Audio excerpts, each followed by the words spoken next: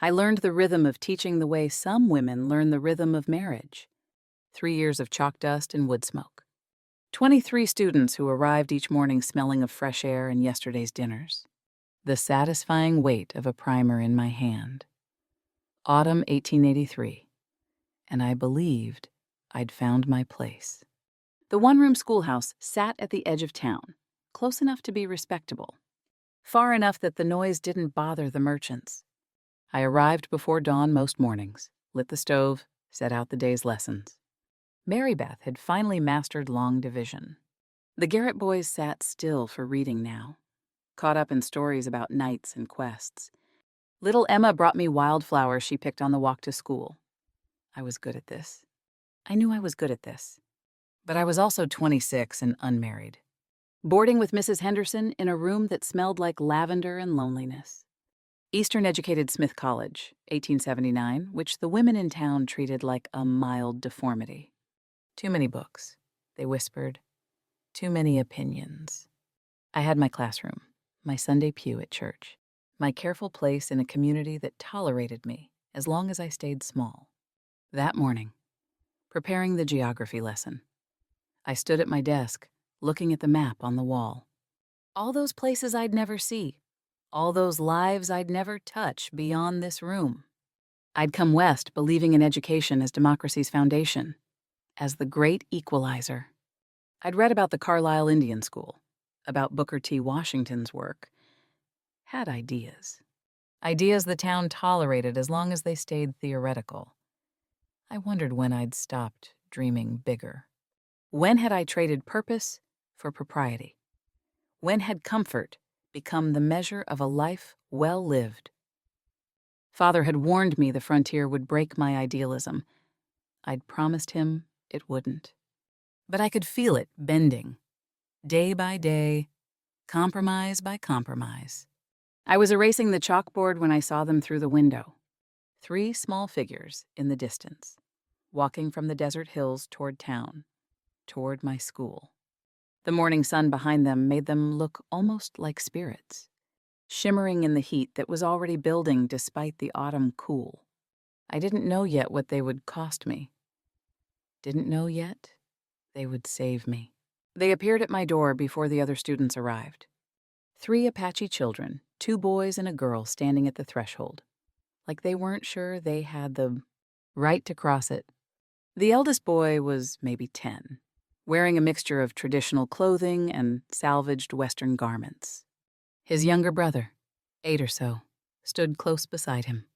The girl couldn't have been more than 7, her dark eyes taking in everything with careful attention. Dust covered their feet. They'd been walking for hours. The eldest stepped forward. His English came slow, but clear someone had taught him, "We come to learn reading." The simplicity of the request hit me like a fist. 5 words that meant everything and nothing.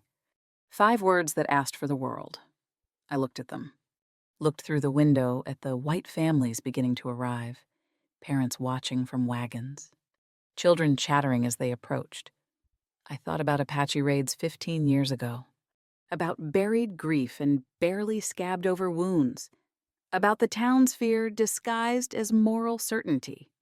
I wanted to say yes. Every teacher instinct I possessed screamed yes. But I knew what this meant. "Wait here," I told them. The words tasted like ash. I watched them through the window as I pretended to think. They stood patient and small. These children who'd walked miles for the chance I was about to deny them. I hated myself for hesitating. Hated myself more because I understood why I was hesitating, not principle. But fear? I kept thinking 12 miles. They'd walked 12 miles. When was the last time I'd wanted anything enough to walk 12 miles for it? My hands shook as I opened the door. "Come inside," I said. I gave them slates and primers, pointed them to seats in the back row. Didn't announce it, didn't defend it. Just started teaching when the other students arrived. The white children stared, whispered, but they'd been taught to obey me. And they did. The Apache children were silent and focused, absorbing everything like they were memorizing, not just the lessons, but the very air of learning. When I showed the eldest boy, he told me his name was James, how to form letters. His concentration was absolute. That evening, walking back to Mrs. Henderson's, I saw curtains twitch in windows. Knew the talk had already started. Tomorrow would bring consequences. But I remembered the way James's face had lit up when he recognized his first written word. That light was worth whatever came next. I tried to believe this. Almost succeeded. The parents came on the second day. 6 mothers at my desk after school, voices tight with fear disguised as concern. "Those children don't belong here," Mrs. Garrett said. "What if they bring disease?" Mrs. Wilson added. I answered each worry with facts, disease statistics, enrollment policies that didn't actually exclude them, the territorial government's stated education goals. Facts didn't matter. Fear is immune to reason. On the third day, 15 desks sat empty, parents keeping children home until this situation is resolved. My classroom felt cavernous with absence, but James and his siblings were there. They'd walked 12 miles again, along with 7 white students whose parents either supported me or couldn't afford to make political points. The summons came that afternoon.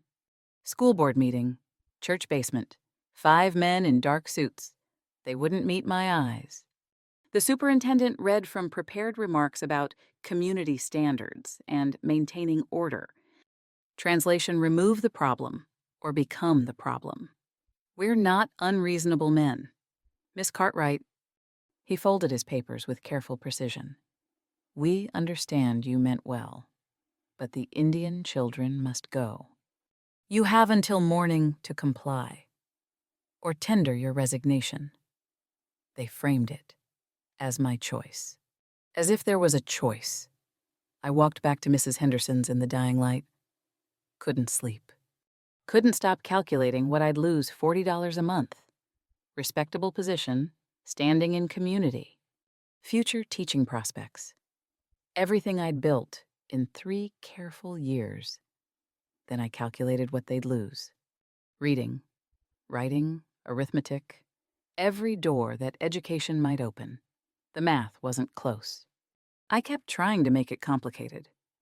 Surely there was some middle way, some compromise. But it wasn't complicated. It was simple. They wanted me to close a door I'd opened. I couldn't do it. I thought about my mother's words when I'd left for the frontier. Don't confuse stubbornness with strength. Was this stubbornness? Or was surrendering to injustice the real stubbornness? Stubborn commitment to comfort over conscience. By dawn, I'd written my resignation letter. Short, dignified, unrepentant. I walked to the school board meeting with the letter in my pocket. Then to my schoolhouse, one last time. Not to lock it, to gather my books. If I was losing everything anyway, I might as well lose it for something that mattered. The exile was swift. 3 days after my resignation, Mrs. Henderson regretfully asked me to find other lodging. Former friends crossed the street to avoid me. The speed of social death shouldn't have surprised me, but it did. I found an abandoned trapper's cabin a mile outside town for $3 a month, all I could afford on my dwindling savings.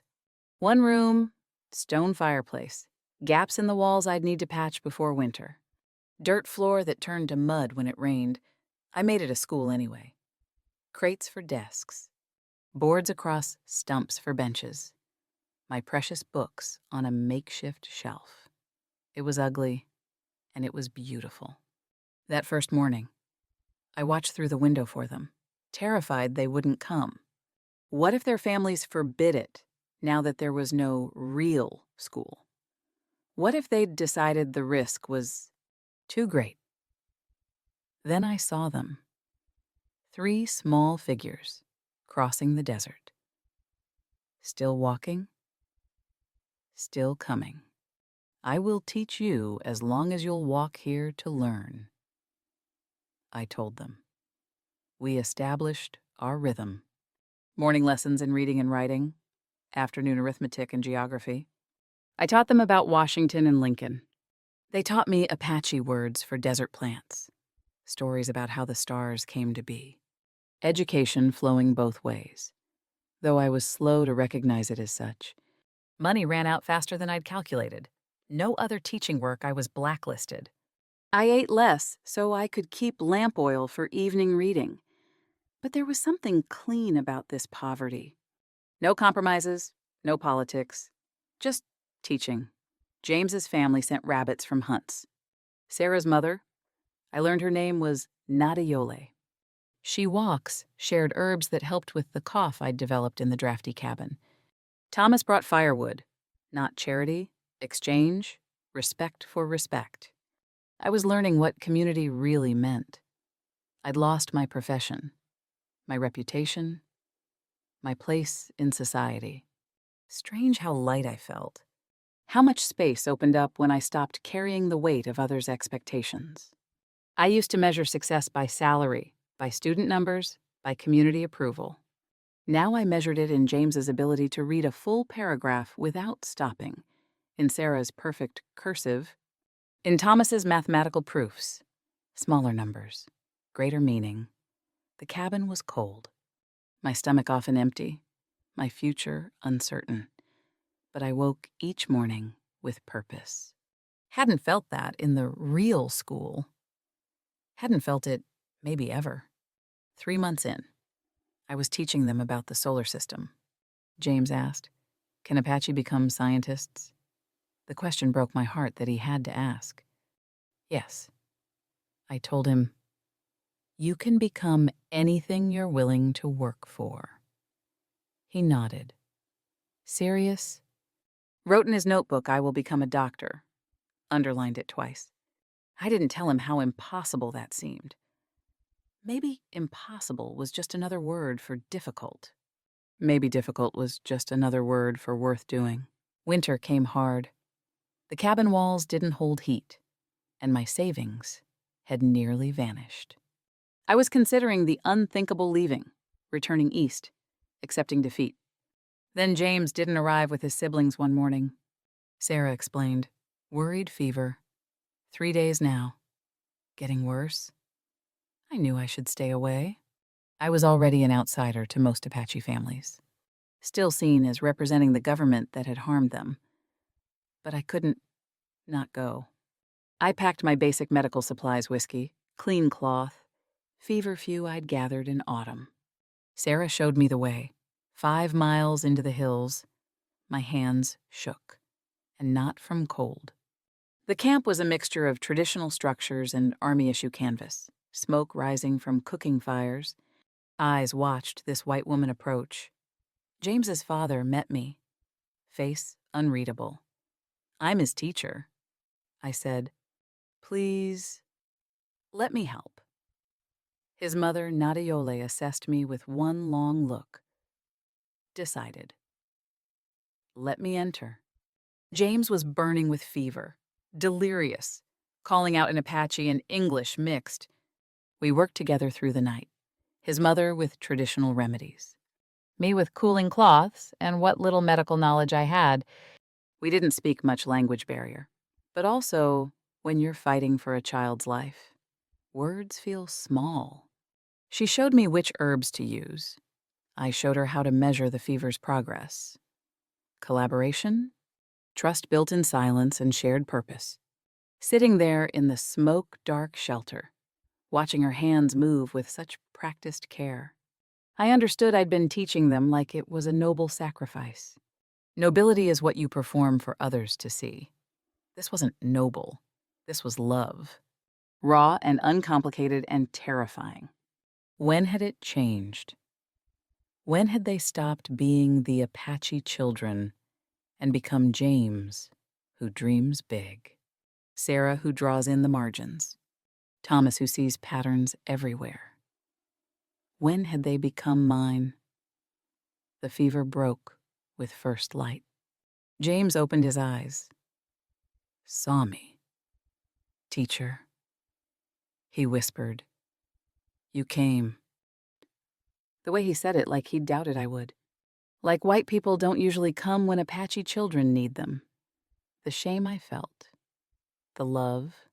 His mother and I shared coffee as the sun rose. She spoke in Apache, I in English, and somehow we understood each other perfectly. Mothers and teachers, we speak the same language underneath all languages. The grammar of protection. Walking back to the cabin as morning light spread across the desert, I knew something had shifted. This wasn't about principle anymore. Wasn't about proving the school board wrong or standing up for abstract justice.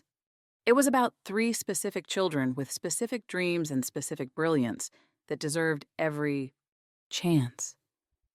James wanted to be a doctor. I'd teach him until he could be one. No matter how long it took. That wasn't a noble sacrifice.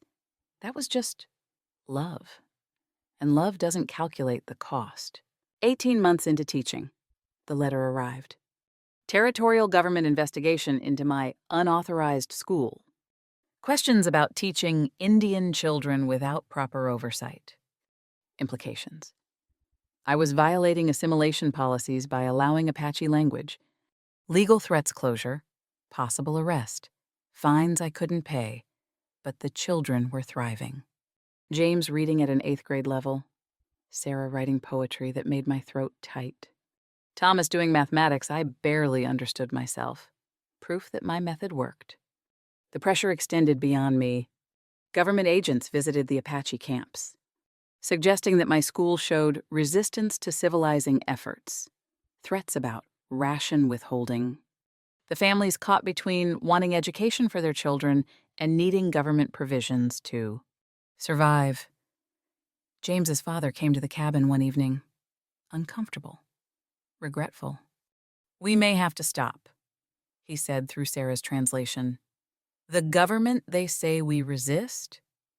They say they will take our rations. I understood. Hated that I understood. Hated the system that created these impossible choices. Alone after they left, I looked at everything I'd sacrificed. Career, reputation, security, future prospects. And for what 3 children's education versus a lifetime of students I could have taught if I'd just complied. Did I choose pride over pragmatism? Ego over effectiveness? I tried to make myself regret it. Tried to wish I'd kept my comfortable position, my salary, my future. But watching James read the next day what might be our last lesson, I couldn't summon the regret. He was reading Longfellow, understanding the metaphors. Sarah had written an essay about her grandmother's stories. Thomas was solving problems that astounded me. They knew things they didn't know before.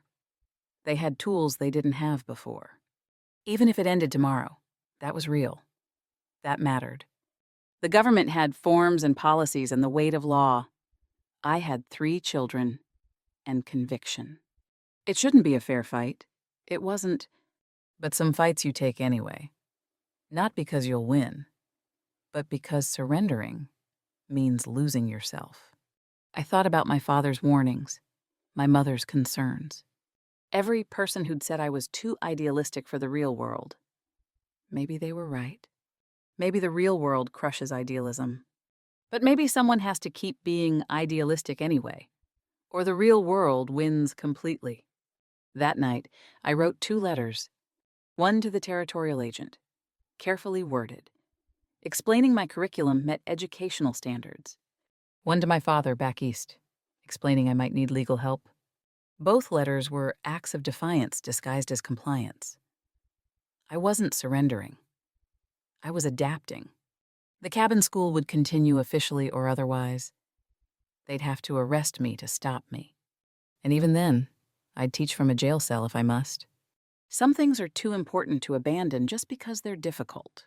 The summons came the next week. Appear before the territorial agent tomorrow at 10 in the morning. Final accounting. Likely end. I packed my trunk that night. Sold my few remaining valuables for train fare east. Wrote letters to the families explaining I'd tried. Everything ready for surrender. The relief of giving up felt like cool water after burning thirst. But the cabin wouldn't let me forget. Everywhere I looked, slates with careful arithmetic, primers with worn pages, maps we'd drawn together, essays in Sarah's improving hand, physical proof of learning, evidence that this mattered. I imagined returning east, finding a proper school, being welcomed back into respectable society. Mother's relief, father's, "I told you so," that would feel almost comforting. Regular meals, warm rooms, security, the life I was supposed to want. Then I imagined James at 40, unable to read contracts governing his land. His brilliant mind wasted on survival instead of service. Sarah unable to write her people's history. Thomas without numbers to understand the changing world. The cost of my comfort measured in their lost potential. I thought about the school board members who'd called me stubborn, the parents who'd said I was wasting my time, the townspeople who'd predicted I'd regret this. I didn't regret it. Not one day. Not one sacrifice. That realization was terrifying and freeing. I kept trying to be reasonable. Reasonable meant survival. But reasonable also meant compromise. And I discovered something. There are things you can't compromise on and still recognize yourself in the mirror. They walked 12 miles. Walked 12 miles. Because they knew education was survival. I'd walked away from my career because I knew denying education was moral death. The cost to me money and reputation, the cost to them futures. The math wasn't complicated. My father had warned the frontier would break me. Sitting there in that cabin, I realized it had broken me open, let out all the small, safe, comfortable things I'd been protecting, left me with just the essential parts. Maybe that's what the frontier does. Shows you what you're made of when everything extra is stripped away.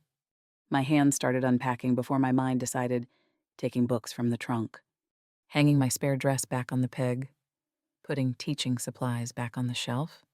My body knew before my brain accepted I was staying, this is who I am. Not despite the cost, but because of it. The cost proves it matters. Cheap things don't change you. This changed me, remade me. I chose it. I chose it again tonight. I prepared differently now for tomorrow's meeting, not as surrender, but as battle. I'd use every diplomatic skill. Frame my work in terms the government might accept preparing productive citizens. Teaching English and American values, strategic, careful, politically smart. But underneath the diplomacy, I knew I wouldn't stop teaching. They could disapprove, investigate, threaten. They could arrest me, but they couldn't make me believe this work was wrong. And as long as I believed it was right, I'd find a way to continue. I blew out the lamp and lay down, not sleeping, but not restless either. Tomorrow I'd face the territorial agent with careful words and strategic arguments. But tonight, I was at peace. I knew who I was. I was a teacher, not the kind who performs safety and collects salary, the kind who walks into the dark because students need light. That was worth everything I'd lost, worth everything I'd lose tomorrow, worth whatever came next. Morning came cold and clear. I washed with frigid water, put on my least worn dress, pinned my hair with extra care. Armor of respectability. But underneath, I was steel, not hoping for approval, just refusing to surrender. The 5-mile walk to town gave me time to rehearse arguments, but also to remember James's first written sentence, Sarah's laugh when she mastered fractions, Thomas's pride showing me a proof. These memories were my real armor. The territorial office smelled like paper and power. Other people waited for various bureaucratic judgments. They looked at me, woman alone, shabby dress, determined face, wondered what crime I'd committed. I wondered if teaching counted as crime. Decided I didn't care if it did. The agent was younger than I'd expected. Mid-30s, Boston accent. Educated. I'd expected frontier hardness. This was worse. Someone who should understand, but worked for the system anyway. He gestured me to sit. Opened his file on my case. Miss Cartwright. He looked up. Smith College. I see. Honors. Impressive credentials. Thank you. Which makes this situation more puzzling. He tapped the file. Why resign from a respectable position to teach 3 Apache children in a cabin? I gave him the practical answer first. They came to me wanting to learn. I'm a teacher. That's what teachers do. The Indian school exists for that purpose. They came to me. I repeated. Walked 12 miles. How could I turn them away? He leaned back. Tell me about your curriculum. I described it precisely. Standard primer progression. Socratic dialogue for comprehension. Mathematics from basic arithmetic through geometry, geography, history. Everything conventional except the students themselves. You allow them to speak Apache. I encourage English. But I don't punish their native language. You can't build knowledge on shame. Some would say you're preventing assimilation. Some would be wrong. I'm providing tools. What they do with those tools is their choice. He was quiet for a moment, writing notes. The complaints suggest you're operating outside proper oversight. The complaints suggest people are uncomfortable with Apache children learning. I said, those aren't the same thing. Miss Cartwright. He set down his pen. Why you've sacrificed your career, your reputation, your future prospects. For 3 children. Why? I gave him the answer. I'd prepared. Educated citizens contribute to territorial development. It serves everyone's interests. That's a political answer. You asked a political question. Then let me ask a personal one. Why do you care?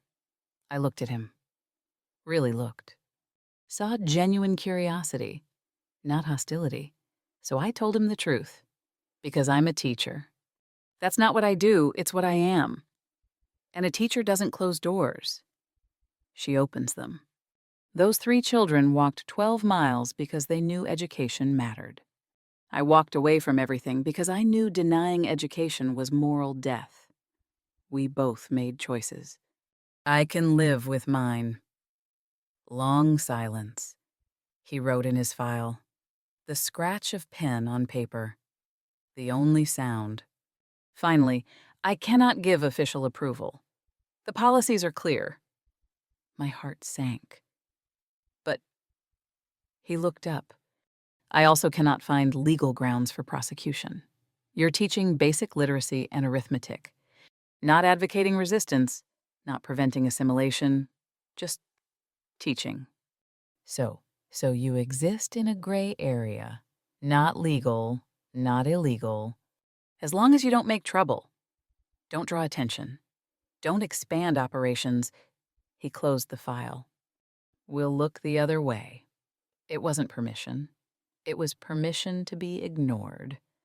I can keep teaching. I didn't say that. I said I found no grounds for prosecution. What you do with that information is your concern. I understood. Bureaucratic limbo. Not victory, but not defeat. Thank you, I said. Don't thank me.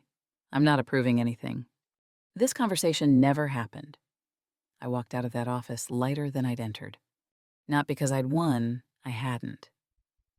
Not really. But because I'd survived.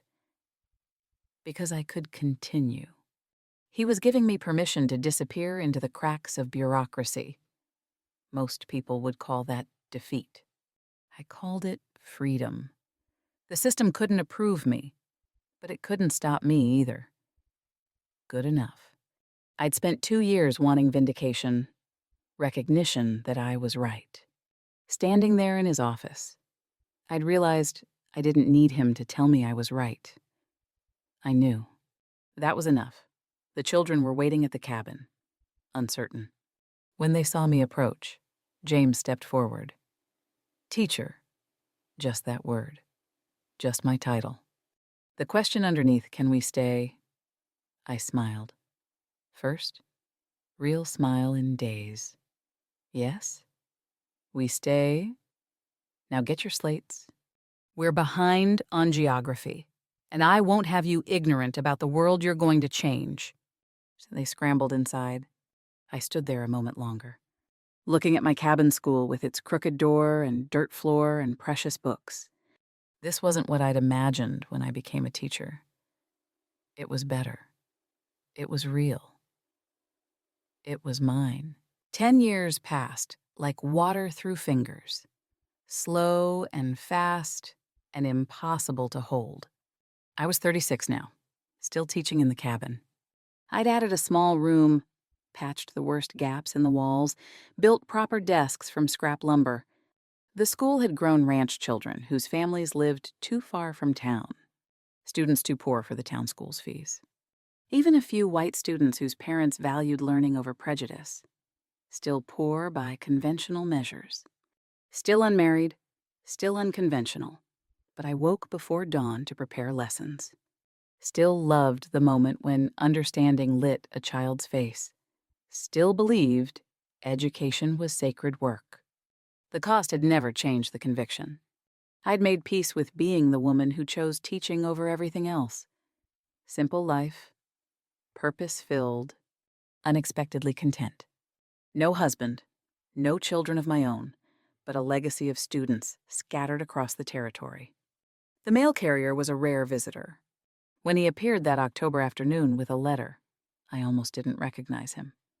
From Boston, he said, handing it to me like it might be important. Boston postmark, Harvard letterhead. My hands shook opening it. I read it once, twice, 3 times. Each time, my eyes filled.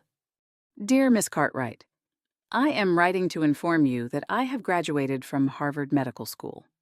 I am the first Apache to become a licensed physician. I would not be here without those 2 years in your cabin.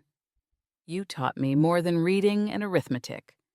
You taught me that education is worth any sacrifice. That principle matters more than comfort. That one person standing firm can change the course of a life. You lost everything to teach me. I became a doctor to honor that sacrifice.